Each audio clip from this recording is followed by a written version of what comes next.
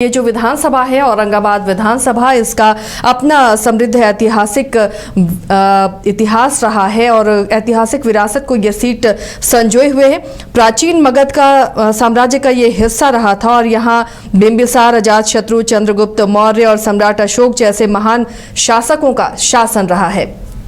तो जब इतनी महत्वपूर्ण ये विधानसभा सीट है तो यहाँ का मुकाबला कितना दिलचस्प होता होगा और किस तरह कौन यहाँ कुर्सी पर काबिज होता रहा है, इसे हम जानेंगे। रंजन जी, औरंगाबाद जो अपने आप में बेहद खास सीट है, यहाँ का मुकाबला कैसा रहा है? अगर रिकॉर्ड्स को आप देखें तो क्या नजर आता है? समीकरण किस तरह काम करते हुए दिखते हैं? देखिए, औरंगाबाद विधानसभा की जो सीट है, औरंगाबाद को ऐसे भी बिहार का चित्तौड़गढ़ कहा जाता है, तो यहाँ पर राजपूत जाति के उम्मीदवार ही ज़्यादातर अवसरों पर जो है वो चुनाव जीते हैं। और ये भी बात है कि जो भी पार्टियां चुनाव लड़ती हैं उनमें से ज़्यादातर जो अपने कैंडिडेट बनाते हैं वो राजपूत जाति से ही बनाते हैं, ये देखने में आया है। जब आप औरंगाबाद को और स्कैन कीजिएगा तो वो आपको दिखेगा कि यहाँ पर कांग्रेस का जो है वो उसकी एक अपनी आइडेंटिटी रही है और वो अपनी छाप जो है हर समय छोड़ने में कामयाब रहा है। अगर आप इसे 1952 से 1990 तक देखें तो कांग्रेस का अलग अलग पार्टियों से मुकाबला हुआ, खास करके जो ज़्यादातर मुकाबले हुए जो अलग अलग पार्टियां होती हैं सोशलिस्ट विचारधारा वाली, उनके साथ उनका मुकाबला हुआ। कुछ एक अवसर पर उनका सीपीआई से मुकाबला हुआ, कई बार निर्दलीय मुख्य मुकाबले में आ गए। तो ये चीज़ें जो है वो दिखती हैं। फिर आप देखते हैं कि सीपीआई जो है कम्युनिस्ट पार्टी, वो 90 के दशक में यहाँ मुख्य मुकाबले में उसने अपनी जगह बना ली है। 10 चुनाव जो 1952 से 1990 तक हुए, वहां पर कांग्रेस आपको फर्स्ट डिवीजन से पास करता हुआ दिखेगा। 60% जीत जो है उसके नाम है। 10 में 6 जीत कांग्रेस के पास। सोशलिस्ट पार्टियां 3 बार जीतने में इस सीट को सफल रही उस दौरान और निर्दलीय 1 बार। लेकिन फिर 1995 से आइए तो चीजें बदलती हैं और जो कांग्रेस का गढ़ था उसके बाद आपने देखा कि यहाँ कम्युनिस्ट ने भी एक छाप छोड़ी, सोशलिस्ट पार्टियों ने भी किया।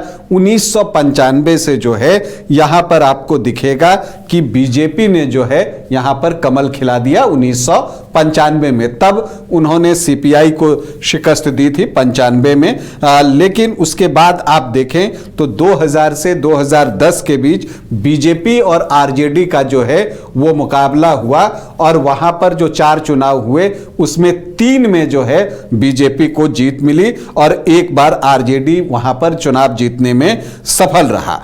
लेकिन पिछले 2 चुनाव से औरंगाबाद जो है वो हाथ के साथ है। अब इस बार क्या होगा ये देखना जो है वो दिलचस्प होगा। अगर यहां देखें तो अब तक कुल 17 चुनाव हुए हैं जिसमें कांग्रेस को सर्वाधिक 8 बार सफलता मिली है। बीजेपी 4 बार इस सीट को जीतने में सफल रही है, तो प्रजा सोशलिस्ट पार्टी भी 2 बार इस सीट पर चुनाव जीतने में सफल हुई। आरजेडी, स्वतंत्र पार्टी और निर्दलीय 1-1 बार चुनाव जीते हैं। अगर व्यक्तिगत रूप से सर्वाधिक चुनाव जीतने की हम बात करें तो बृजमोहन सिंह 4 बार यहां से चुनाव जीते हैं और रामाधार सिंह बीजेपी के टिकट पर ही 4 बार यहां से चुनाव जीते हैं। अगर हम यहाँ के आखिरी 3 चुनावों की बात करें तो यहाँ पर दिखता है कि 2010 में रामाधार सिंह यहाँ से प्रत्याशी थे। वो उस वक्त सिटिंग विधायक थे क्योंकि 2005 के फरवरी और अक्टूबर में जो चुनाव हुए थे दोनों में उनको जीत मिली थी। तो वहां पर रामाधार सिंह को 41,176 वोट आए थे, 37% उनका वोट था। और उनके सामने सुनील कुमार सिंह आरजेडी के प्रत्याशी थे, उनको 34,934 वोट आए थे। और बीएसपी का एक प्रभाव यहां पर आपको हमेशा दिखेगा औरंगाबाद में, चूंकि अनुसूचित जाति के वोटर्स की संख्या यहां बहुत अच्छी है और यही वजह है कि मायावती की जो पार्टी है बहुजन समाज पार्टी, वो यहां पर एक छाप जरूर छोड़ती है, उसका कुछ बेस वोट यहां पर जरूर है। तब कौशल सिंह कैंडिडेट थे, उनको 13,012 वोट आए, मतलब 11.69%। और कांग्रेस के राकेश कुमार सिंह काफी पीछे छूट गए, 5वें स्थान पर 3,434 वोटों के साथ 3% उनका वोट आया। तो रामाधार सिंह को जीत मिली 6,242 वोटों से। फिर 2015 आता है और वो इस सीट की तस्वीर को बदल देता है, और एक आप यू टर्न जो कहते हैं, जो शुरुआत यहां पर हुई थी 1952 में, जब प्रियव्रत नारायण सिन्हा यहां से पहले विधायक बने थे कांग्रेस के, तो वो वहीं पर जो है चीजें पहुंच जाती हैं और एक बार फिर से कांग्रेस की वापसी होती है। महागठबंधन में जिसका कि नेतृत्व जेडीयू कर रहा था, नीतीश कुमार कर रहे थे, जेडीयू, आरजेडी और कांग्रेस के महागठबंधन में ये सीट लड़ने के लिए कांग्रेस को दी गई, और कांग्रेस ने आनंद शंकर सिंह को यहां चुनावी मैदान में उतार दिया। अब क्या कुछ होता है, आनंद शंकर सिंह को जो है यहां पर 63,637 वोट आते हैं, 41.7% वोट, और रामाधार सिंह जो बीजेपी के कैंडिडेट थे उनको 45,239 वोट आते हैं, मतलब 29.64% वोट, और कौशल सिंह बीएसपी के कैंडिडेट थे, वो अपना वोट 15,260 तक लेकर जाते हैं, लेकिन उनका वोट परसेंट रहा 10%। तो एक ट्रायंगुलर फाइट यहां पर हुई, जिसमें कि आनंद शंकर सिंह 18,398 वोटों से चुनाव जीतने में सफल रहे। फिर 2020 आता है, जेडीयू की वापसी एनडीए फोल्डर में, और उधर कांग्रेस, आरजेडी और लेफ्ट का एक महागठबंधन। आनंद शंकर सिंह फिर से कांग्रेस के प्रत्याशी बनाए जाते हैं, बीजेपी से रामाधार सिंह फिर से उतरते हैं, और बीएसपी ने इस बार अपना प्रत्याशी अनिल कुमार को बनाया था। फिर से एक ट्रायंगुलर फाइट होती है, और इस ट्रायंगुलर फाइट में आनंद शंकर सिंह को आते हैं 70,018 वोट, मतलब 41.3% वोट, और रामाधार सिंह जो कि पिछले बार के चुनाव से बेहतर प्रदर्शन करते हैं, लगभग 40% वोट उनको भी आते हैं, लेकिन अनिल कुमार बीएसपी प्रत्याशी भी 18,444 वोट लाने में कामयाब होते हैं, 10.9%। तो एक क्लोज फाइट यहां पर जो है वो आपको देखने को मिलती है। सिर्फ 1.4% वोट का अंतर था, और वहां पर जीत मिली आनंद शंकर सिंह को 2,243 वोटों की। तो मतलब इस बार का चुनाव भी यहां बहुत रोचक होने जा रहा है, और इसलिए है क्योंकि अगर डिफरेंस अगर आप देखें तो वो सिर्फ 1.4% का है। अगर 0.7% वोट इधर से उधर हो जाएं तो बाजी पलट सकती है। तो इसके लिए बीजेपी दावेदार किसे बना सकता है, ये एक सवाल है, और यहां दावेदार जो हैं, दावेदारी करने वाले चुनाव लड़ने के लिए उनकी एक लंबी लाइन लगी हुई है। और कांग्रेस से तो बहुत साफ है कि आनंद शंकर सिंह ही प्रत्याशी बनाए जाएंगे। अगर बीजेपी से हम देखें तो देखिए जो नाम सामने आ रहा है उसमें एक रामाधार सिंह का नाम तो प्रमुखता से आ ही रहा है, क्योंकि वो पिछला चुनाव सिर्फ 2,243 वोटों से हारे हैं। लेकिन एक चर्चा ये भी है कि जो सांसद पहले रहे हैं और लोकसभा का चुनाव इस बार हारे हैं, उनमें से कुछ को प्रत्याशी बनाया जा सकता है। तो ऐसी परिस्थिति में सुशील कुमार सिंह का भी नाम सामने आता है।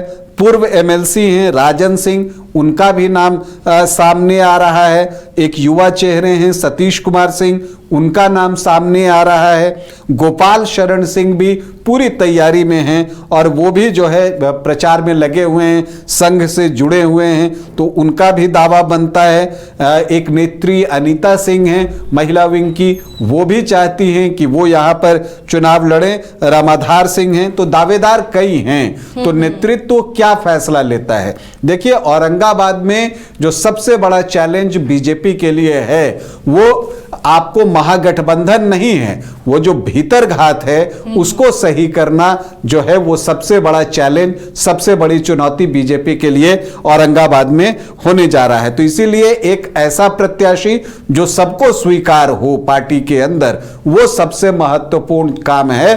और यहां पर नेतृत्व जो है किसे चुनता है वो देखना दिलचस्प होगा। अब अगर हम यहां के जातीय समीकरण को देखें तो जो अनुसूचित जाति के वोटर्स हैं 21 19.64%। मुस्लिम वोटर्स की संख्या यहाँ अच्छी है 19% और यादव भी 13 से 15% हैं। तो जो MY का समीकरण है वो 32 से 34% के आसपास पहुंचता है। राजपूत वोटर्स, चूंकि चित्तौड़गढ़ कहा जाता है बिहार का, तो स्वाभाविक तौर पर सर्वाधिक है 20 से 22% राजपूत वोटर्स औरंगाबाद में हैं। भूमिहार 2 से 3%, ब्राह्मण 3 से 3.5%। तो सामान्य जाति के वोटर जो हैं वो 25 से 28% के आसपास हैं। कुर्मी कोयरी 4 से 5% और वैश्य जो हैं वो 6 से 7%। तो जो NDA फोल्डर में आप देखें जातियों को जो आमतौर पर NDA को वोट करती हैं वो 36 से 38% और MY 32 से 34%।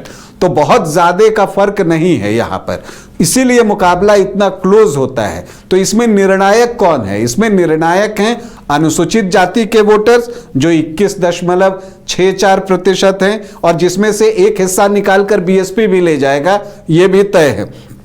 इसके अलावा आप देखें तो अदर OBC EBC जो हैं वो भी 7 से 9% हैं। तो लगभग 30% का ये चंक बनता है अनुसूचित जाति के वोटर्स का और अदर OBC EBC का।